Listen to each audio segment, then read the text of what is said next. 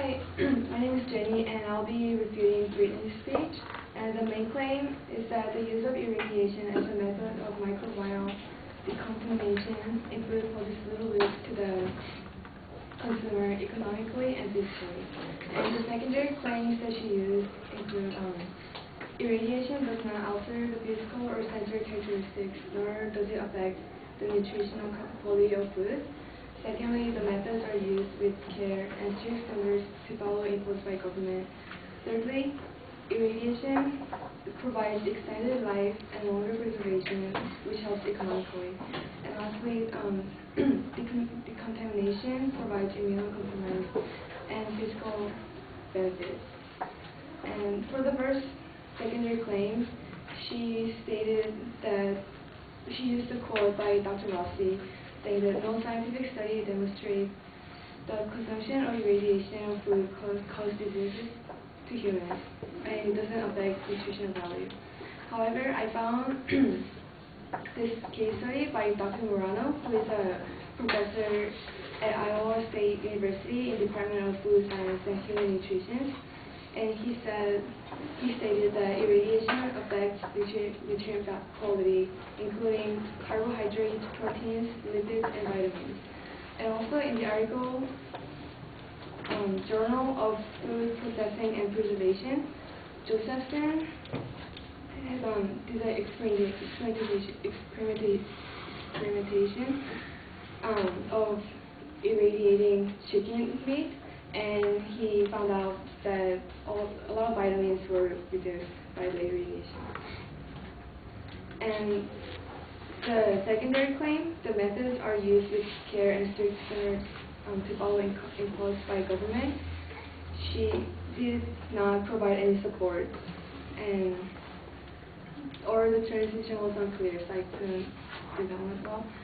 And for the third one, one of the warrants that she used to support the no negative effectiveness of irradiation was that the long-term animal tests on rats, mouse, and dogs showed the harmlessness of food irradiation. However, long-term case studies are still lacking evidence and proof of harmlessness. And one of the incidents that shows the danger of irradiation happened last year in Australia. 90 cats fell ill last year and 30 cats died. And the cause is still under investigation, but the researchers from Wisconsin University discovered that the cats were fed an irradiated diet during gestation, developed a severe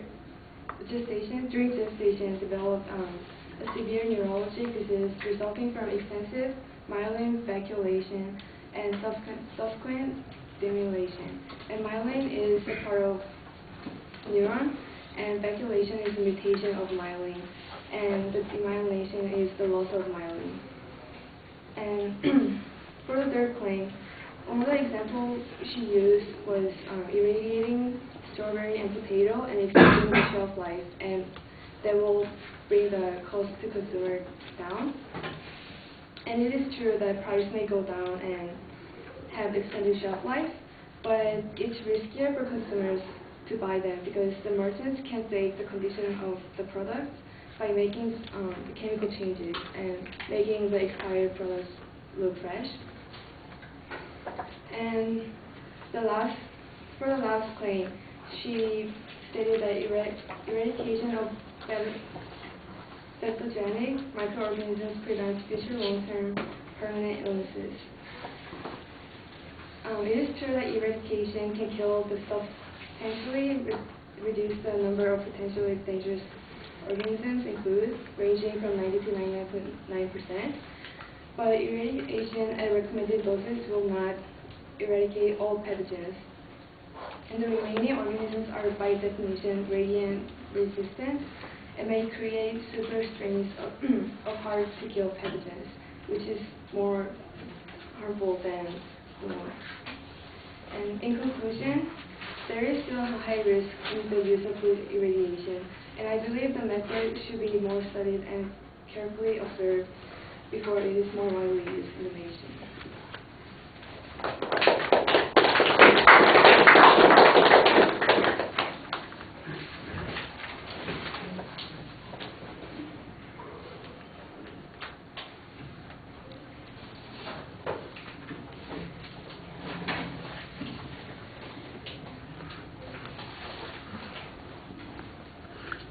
right, the claims are laid out pretty clearly.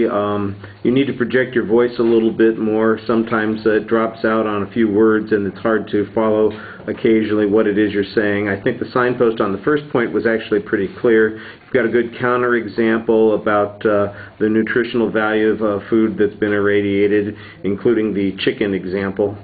So that's okay. That's some counter evidence. I don't know that you do much analysis of the advocate's evidence on this particular point.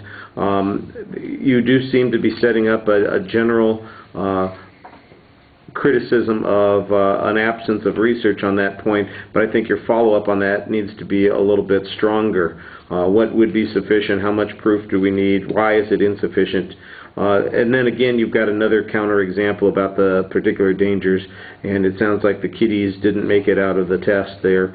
They had bad things happen to them because they ate food in their irradiated diet, and then there were subsequent problems with the kittens and that sort of thing. So, I mean, that raises some safety issues. And I think the way you want to phrase it is that the notion that this is safe is in doubt because there are experiments that seem to cast doubt on the safety for a number of reasons that we haven't considered. That's a pretty good point. Once again, there's not much analysis of the advocate's arguments on this point. Mostly it's your counterclaim. On the second point, the transition to the last point, that was pretty clear. The point was less clear than it needed to be. The argument that they could potentially create super strains, there's a counterclaim, and you've got, but I'm not sure if I heard any evidence on that, if that's merely speculation on your part. If there is some evidence, you need a better citation on it. All right, thank you.